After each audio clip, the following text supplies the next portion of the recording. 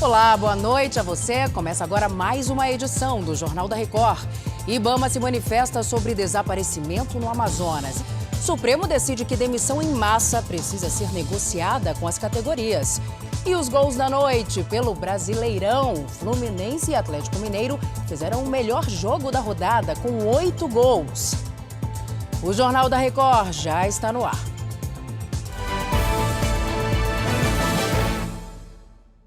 Oferecimento Bradesco. Entre nós, você vem primeiro.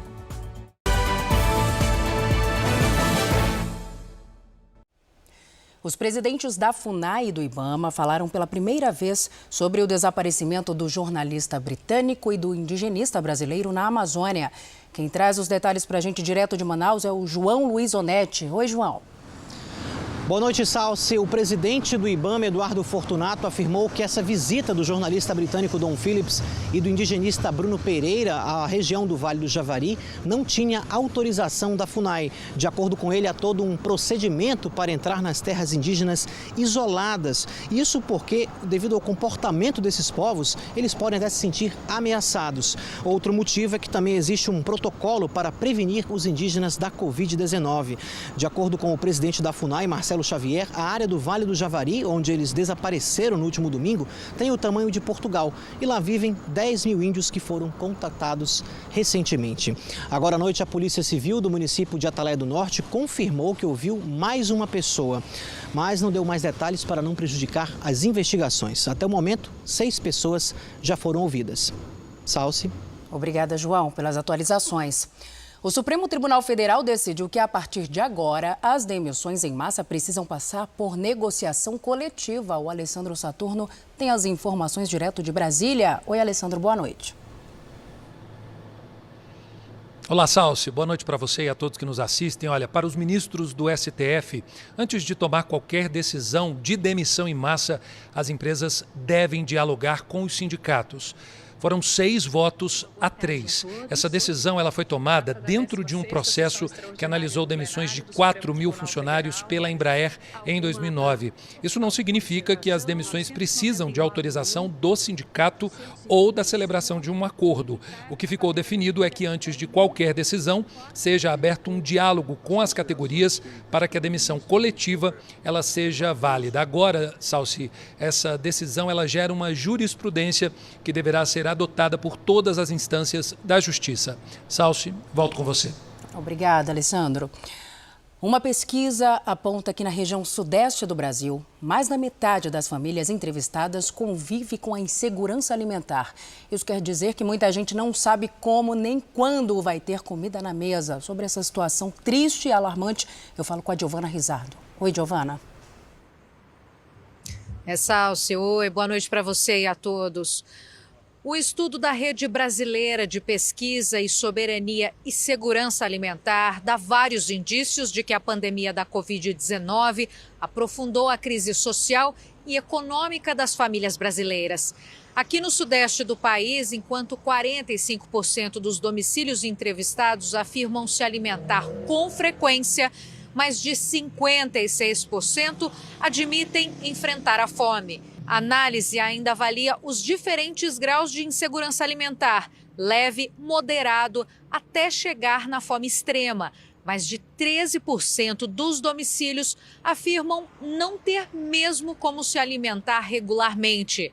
Do total de entrevistas feitas no Sudeste, 1/3 das pessoas diz que não faz 3 refeições por dia, ou seja, café da manhã, almoço e jantar. Nesta quarta, o DIEESE divulgou dados novos sobre o preço da cesta básica de maio deste ano. E a capital paulista tem a cesta mais cara do país, quase R$ 778, Salsi. Tristeza. Obrigada, Giovana, pelas informações. Minas Gerais ainda tem estradas interditadas por conta das chuvas, mesmo depois de 2 meses do período mais chuvoso. A Virgínia Nalon já está aqui comigo. Virgínia, boa noite para você.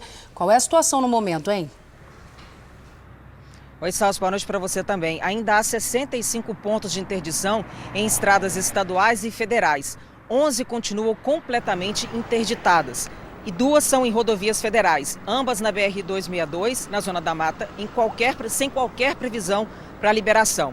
Na BR-381, aqui em Sabará, a interdição parcial no trecho já dura desde dezembro, quando um bueiro que não suportou a pressão da água se rompeu e a erosão acabou tomando boa parte da pista.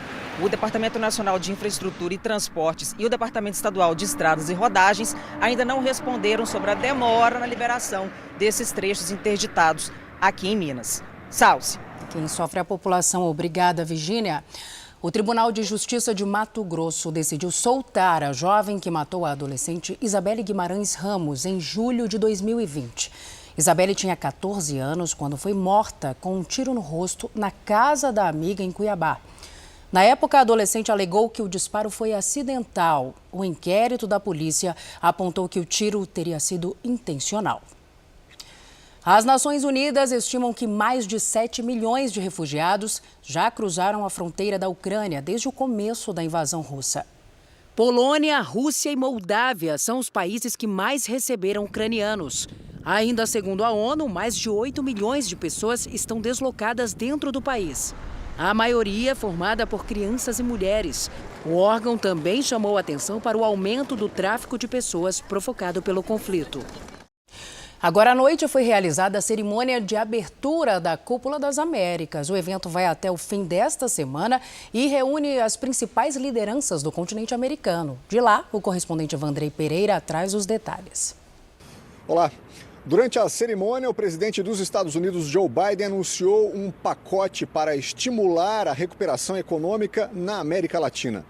Chamado Parceria das Américas para a Prosperidade Econômica, o acordo abrange 5 áreas e visa mobilizar novos investimentos na região. Um outro assunto que será discutido durante todo o evento é a migração ilegal. O governo americano quer propor a adoção de uma medida com divisão de responsabilidades entre as nações a fim de combater o problema. Bem, o presidente Jair Bolsonaro vai chegar nesta quinta-feira aqui nos Estados Unidos. A expectativa é que o líder americano, Joe Biden, se reúna com Bolsonaro pela primeira vez. De Los Angeles, Vandrei Pereira. Seguimos nos destaques internacionais porque autoridades do México descobriram um túnel que era usado pelo tráfico para levar drogas aos Estados Unidos. A passagem que sai da cidade fronteiriça de Tijuana tem 242 metros. O túnel foi equipado com trilhos, iluminação e um sistema de ventilação. Segundo a polícia, uma casa era usada para esconder o acesso ao atalho. É o segundo túnel encontrado na mesma área em menos de um mês.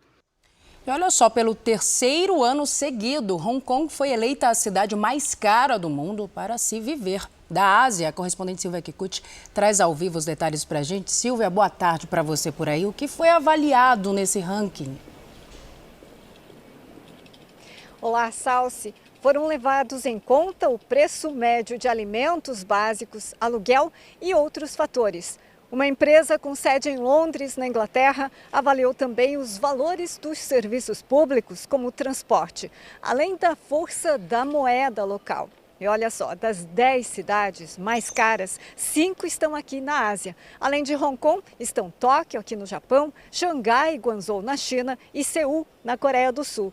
Nenhuma cidade da América Latina foi citada entre as principais. Já as da Europa, que antes lideravam essa lista, perderam posições nesse ranking do custo de vida alto, principalmente por causa da desvalorização do euro e da guerra na Ucrânia. Volto com você, Salce. Obrigada pelas explicações, Silvia. Há 50 anos, uma imagem mostrava ao mundo os horrores da Guerra do Vietnã.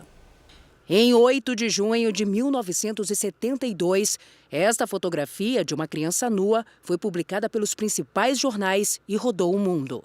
Naquele dia, a vila em que Kim Phuc morava foi atingida por um bombardeio com uma substância química usada ilegalmente na Guerra do Vietnã. A imagem foi registrada por um fotojornalista vietnamita e gerou uma onda de comoção contra a participação dos Estados Unidos no conflito. 50 anos depois, a criança da foto e o fotógrafo ainda estão vivos. Começou nesta quarta reunião do Colégio de Ouvidores da Justiça do Trabalho. O encontro, que vai até esta sexta-feira, busca melhorar a gestão dos tribunais do trabalho pelo país. É a 31ª edição do evento que reuniu os ouvidores dos 24 tribunais regionais do trabalho do Brasil e teve a participação da ministra do Tribunal Superior do Trabalho, Maria Helena Malman. A questão central das ouvidorias é permitir que exista um canal de comunicação e que aquele que vai pedir essa solicitação tenha uma resposta. Ele terá uma resposta. Não significa que essa resposta seja de acordo com os desejos da pessoa que peticiona, mas ela será respondida. O encontro também promove a aproximação dos servidores dos tribunais regionais do trabalho. A importância de dar clarividência, de dar transparência e importância à figura da ouvidoria e do ouvidor, que muitas vezes é mal compreendido, mas é um instrumento necessário para o desenvolvimento, para o aperfeiçoamento e para o crescimento das instituições. Agora o futebol no JR 24 horas. A 10ª rodada do Brasileirão teve 6 jogos nesta quarta-feira. No Maracanã, Fluminense e Atlético Mineiro fizeram um jogo de 8 gols. Veja como foi. O Fluminense abriu 2-0 com Arias e Cano de barriga. Depois da falha do goleiro Fábio, Hulk diminuiu de cabeça. Também de cabeça, Samuel Xavier fez o 3º do tricolor carioca. Jair descontou para o Galo. Sacha empatou de cabeça, 3-3. Mas a noite era do Fluminense. O tricolor fez mais 2. Primeiro com Cano, um golaço, e depois com Luiz Henrique. Final, Fluminense 5, Atlético Mineiro 3. Na Vila Belmiro, Santos e Internacional ficaram no empate. Lucas Braga, em posição legal, abriu o placar para o Peixe. E Bruno Mendes deixou tudo igual para o time gaúcho. Final, 1-1. Em Caxias do Sul, Juventude saiu na frente do Atlético Paranaense com Jadson. Mas o Furacão virou. Pablo deixou tudo igual. Terans fez o 2º e Vitor Bueno fechou o placar, 3-1. Já o Bragantino recebeu o Flamengo e levou a melhor. Luan Cândido de cabeça fez o gol da vitória do Bragantino por 1-0. Em Belo Horizonte, o Ceará visitou o América e venceu com 2 gols do colombiano Mendoza. O primeiro aproveitando a velocidade do contra-ataque e o segundo batendo na saída do goleiro Jailson. Final, América 0, Ceará 2. Em Goiânia, o Atlético saiu na frente do Avaí com um golaço. Baralhas fez de letra. O Avaí chegou ao empate ainda no primeiro tempo com Bissoli. Mas no final do jogo, Wellington Rato dominou a área e garantiu a vitória dos donos da casa. Final 2-1. Pela Série B, o Cruzeiro recebeu o CRB no Mineirão e ganhou mais uma.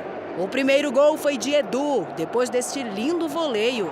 O segundo saiu minutos depois com Rafa Silva. Final 2-0. Foi a 8ª vitória seguida do time mineiro, que é o líder da competição. E este foi o Jornal da Record. Outras informações no Fala Brasil, às 8h30 da manhã. Você fica agora com o Fala Que Eu Te Escuto. Uma ótima noite para você. Cuide-se. Tchau.